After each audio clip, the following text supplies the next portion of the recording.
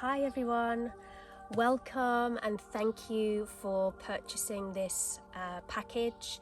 This is the part of the chakra series. This is the Agya and Sahasara chakra package.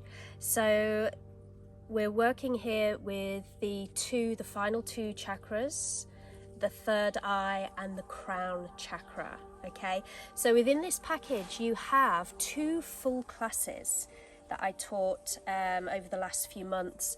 There's a full flow practice and you've got a full slow flow and meditation practice as well. So you've got those two full classes. Then you've also got a Kriya set, you have got an essential oils talk, and you have got a japa meditation as well. So I hope you enjoy all of those practices.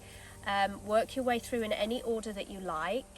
And I suggest that if you're new to the practice, you might want to start with the slow flow and then build up into the vinyasa flow. All the practices will have a stretch that prepares you for the physical activity that's coming. Okay, so just a little bit on the third eye and the crown chakra. So as we know, we have the first 5 chakras that are all connected with an element. They all have a color and they all have different aspects and characteristics to them, which we've discussed in previous packages. So once we get up to the third eye and the crown, these two are a little bit different because they are much more subtle than the others. The other 5 chakras have their element that they connect with, from the earth to the ether. But when we get to the third eye and the crown, we've gone beyond any of that physical relative field or realm. We're going much deeper than that. We're going beyond the physical, beyond the earth, beyond the water, beyond the fire, beyond the air, and beyond the ether as well. So we really are working in deep. The 2 chakras, the Agya and the Sahasara, the third eye and the crown, they're intimately connected. So they work very closely together, which is why I've put them both together in this package. So you can't really focus in and meditate at the third eye without getting a little bit of a sense of the crown, and vice versa. Both of these chakras connect with the, on a physical level, with the pituitary and the pineal gland. So they basically, this controls the whole body systems, controls the nervous system, controls the immune system. So that is why meditation has such a powerful effect on our physical health and also on our mental health. So working with these 2 chakras is what we use in meditation. So the kriyas and the breath work really help us to work through any tensions in the body and in the mind, and helps us go in deep into these 2 chakras. And those then start to really calm and stabilize the nervous system and bring our whole body into homeostasis, into balance. So specifically, the third eye is the chakra of intuition. It's connected with our intuition, our inner knowing, our inner guru. It's the gateway to looking inwards, to look, I'm going like this, but it's not actually there. But you know what I mean, looking inwards to your true nature, your higher self, your soul, whatever you want to call it, your spirit. So this is really the gateway to get into that place, to access that deep inner stillness and silence. The color connected is purple, and the planets are the sun and the moon, and the god is Shiva, Kali or Durga. And then the crown chakra is often depicted as this beautiful 1,000-petaled lotus flower that just sits above the crown of the head. It's a really beautiful image to get when you meditate.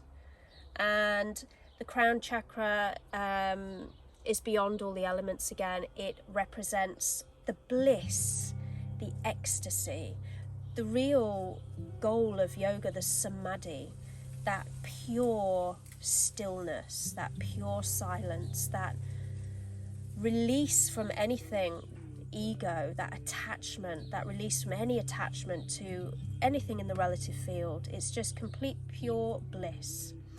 and it's a beautiful place to get to if you get there in your meditation practice. And sometimes you may get there and you're suspended there for a few minutes, a few seconds, sometimes a longer period of time. But you can, with these practices, you can get a glimpse.